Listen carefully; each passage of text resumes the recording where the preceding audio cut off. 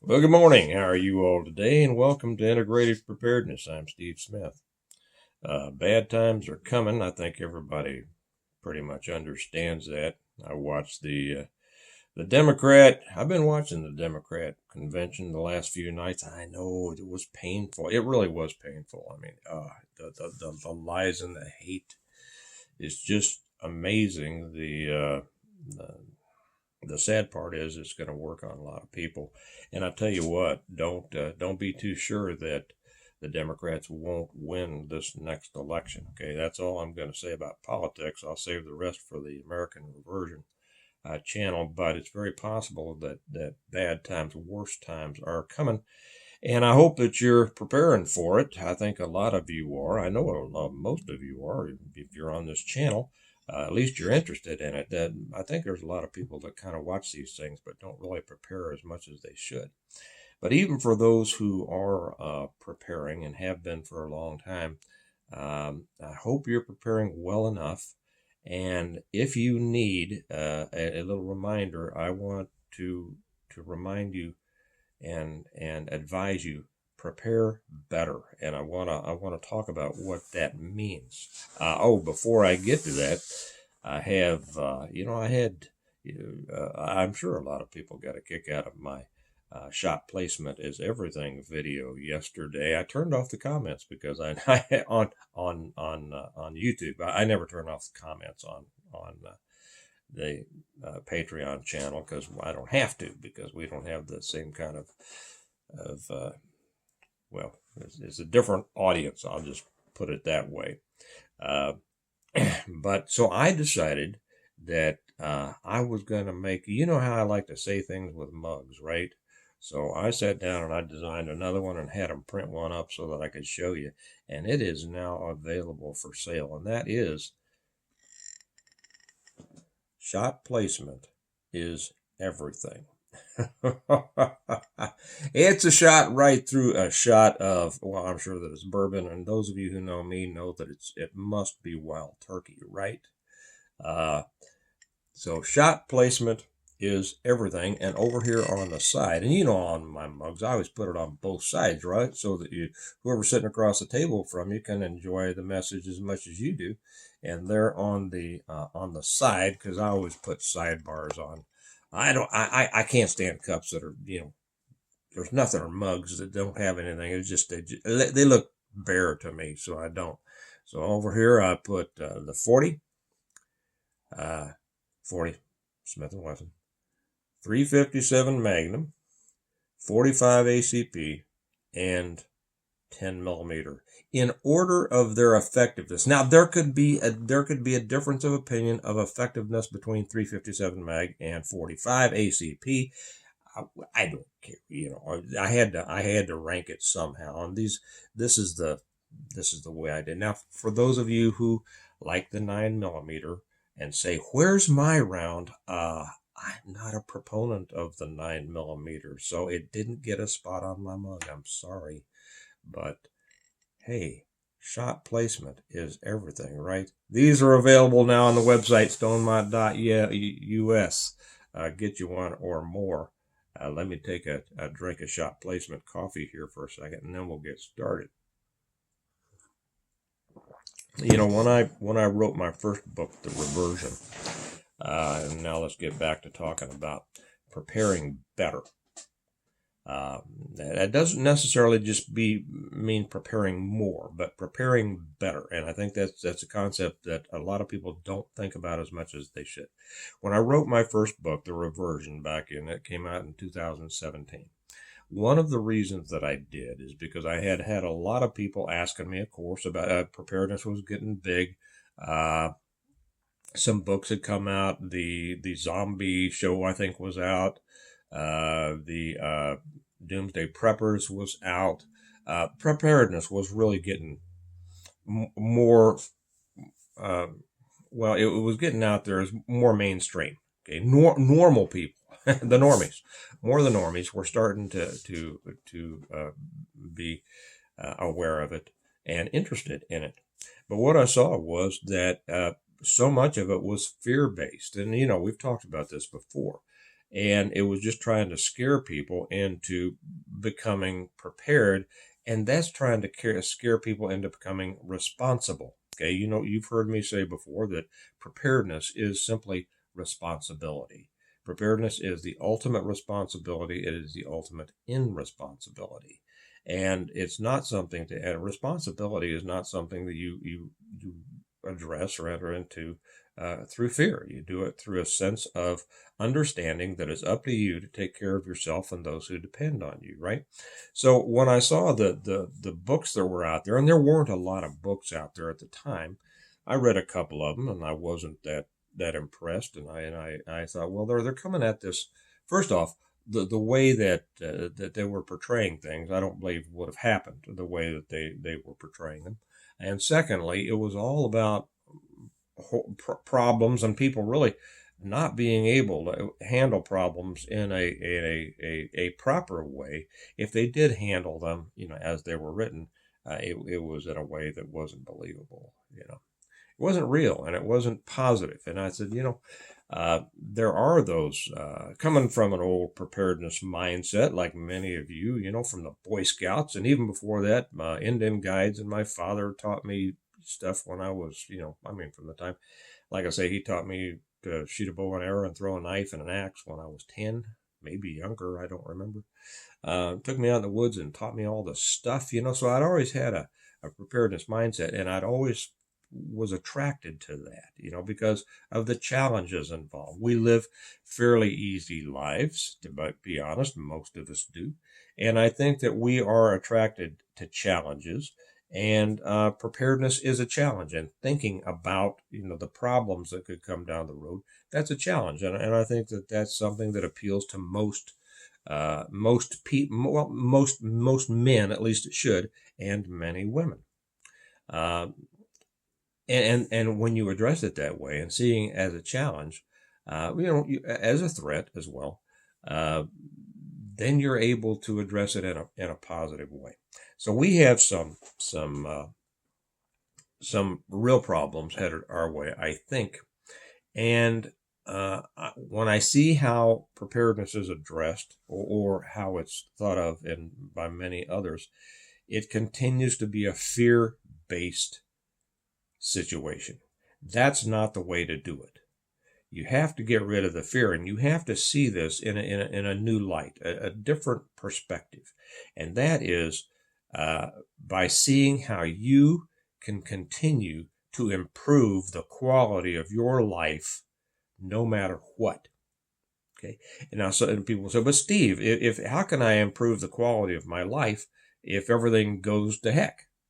Well, simply by putting yourself on that improvement path, and doing so in a way that no matter what happens is not going to interrupt it. Now, I think what gets in the way of most people is that they don't set their sights high enough.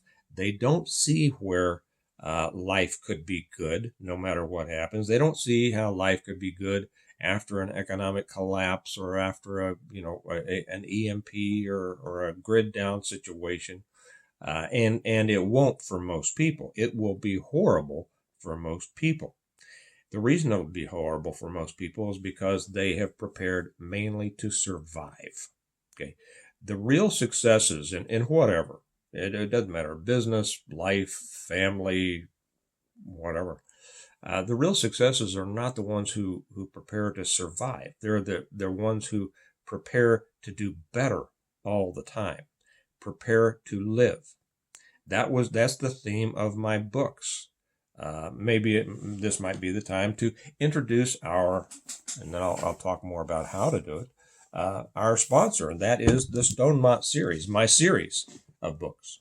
It started with the reversion, then people wanted more, so I wrote the revival, and then the renewal, and then the appeal to heaven, the blessings of freedom, hostages to fortune, and finally the latest one that just came out a couple of months ago, or was it a month ago? A month ago, I guess.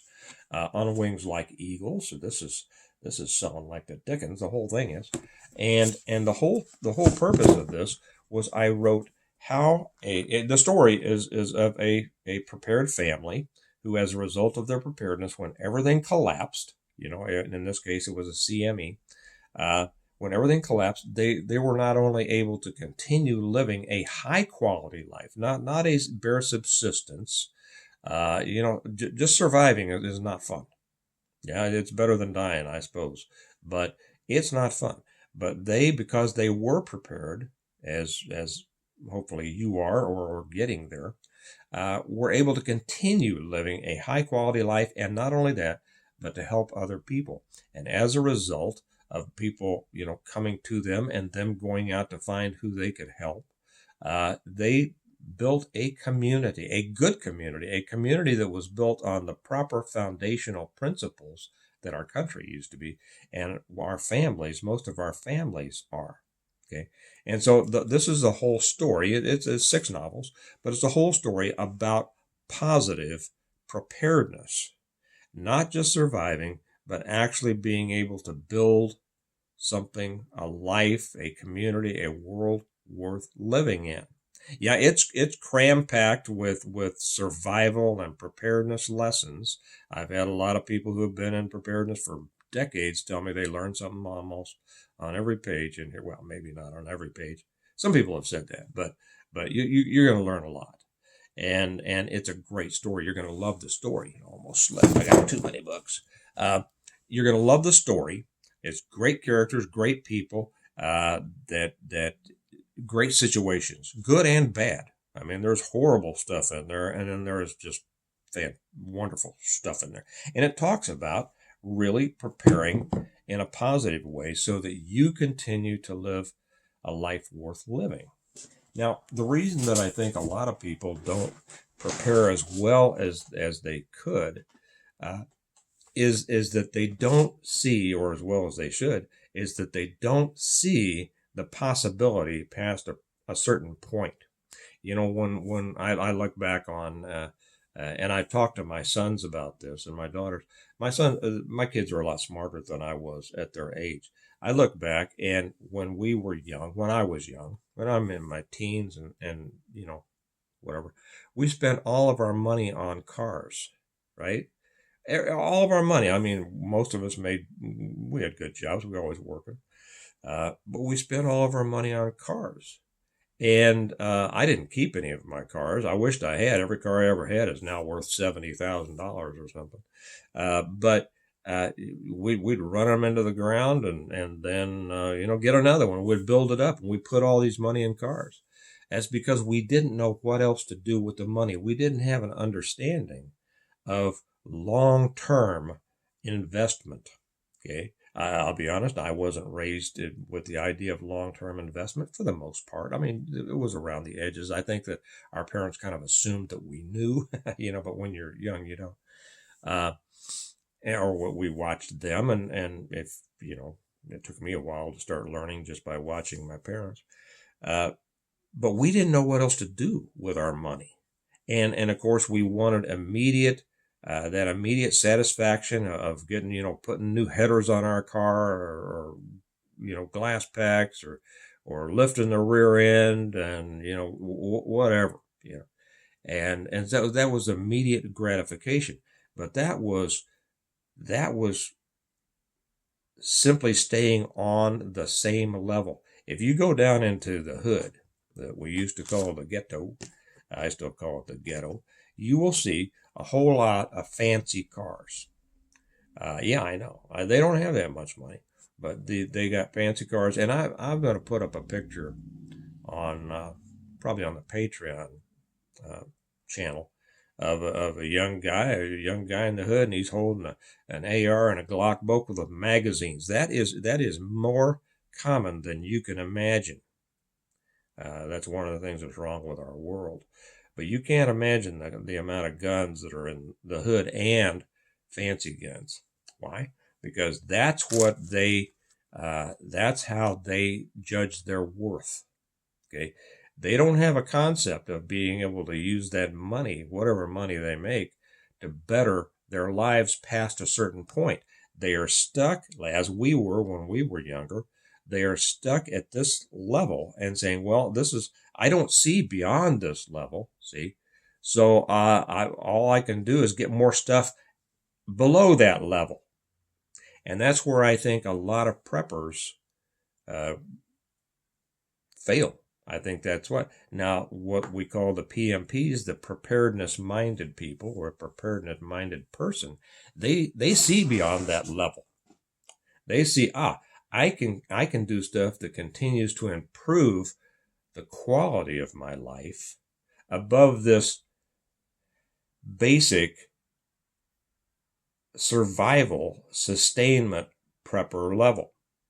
And so they use their time and they use their energy and they use their resources, their money to do things, to invest so that their quality of life continues to get better, to grow. But in order to do that, you have to have a sense of what's possible. That's why, so many people like the Stonemont series. So many people say, well, I never thought of that, man. I should be doing that. I've had a lot of people say, I'm building my own Stonemont.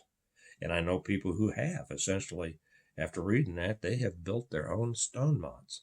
And they will tell you that their lives are so much better now than they ever were, because they have come closer to real self-sustainment, okay, self-reliance. And when the more self-reliant you are, the less you're dependent on the world outside.